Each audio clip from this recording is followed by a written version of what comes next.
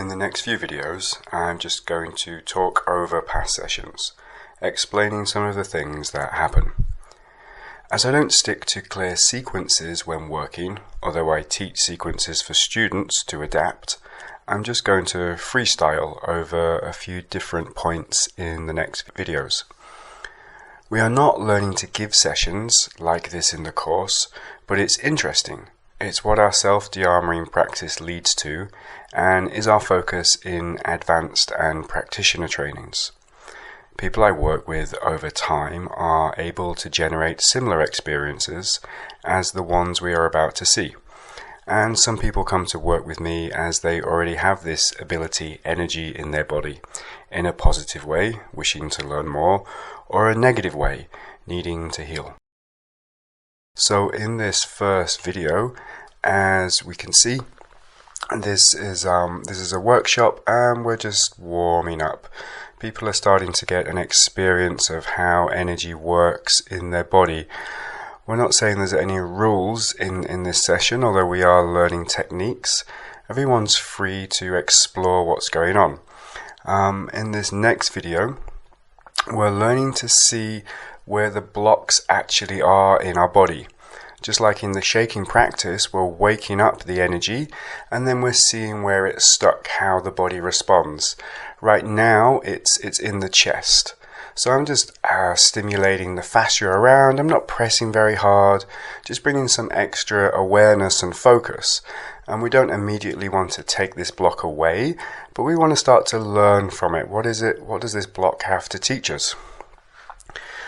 In the school, in the workshops, we often do demonstration sessions like this one. Always very brave models that come to lay down. And here we're just very gently starting to open the energy body. And there's no deep movements, there's not so much pressure. A lot of this work is very soft. It's designed to open us slowly. And this is the beauty of using breath and de-armoring practices first.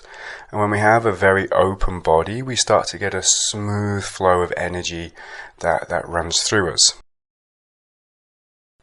After breathing, after de-armoring and emotional release, sometimes the movements are slightly more aggressive.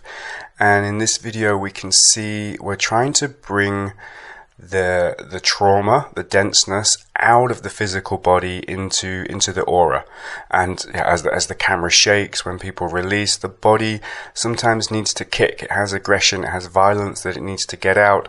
Although the process itself can look quite scary, it's just very healthy for the body to unwind and release this way. And this is the trauma coming out into the aura, so we can start to transform and heal it. Often, as energy moves through our body, if we're not super open or we don't have a huge desire in that moment, we might go into more of a fascia release place. People often confuse this work with TRE, which are trauma release exercises. Great exercises for healing the body, for getting rid of trauma, and we do use some techniques like that, but this is definitely energy, chi starting to vibrate and allowing the fascia and the muscles to unwind. In this next video, now here the body is much more open. The trauma is, I don't even call it trauma anymore, but the energy is really outside the body, but the body still has a lot of blocks and resistance. So I'm doing very little, just helping the energy move up and through so this person can start to experience more of themselves. And this is when the energy starts to become more orgasmic, more blissful. Really, this is how we want sessions to end. We want to come to a place where the vibration we're bringing into our body is one of joy, is one of pleasure. It's the one we refocus in.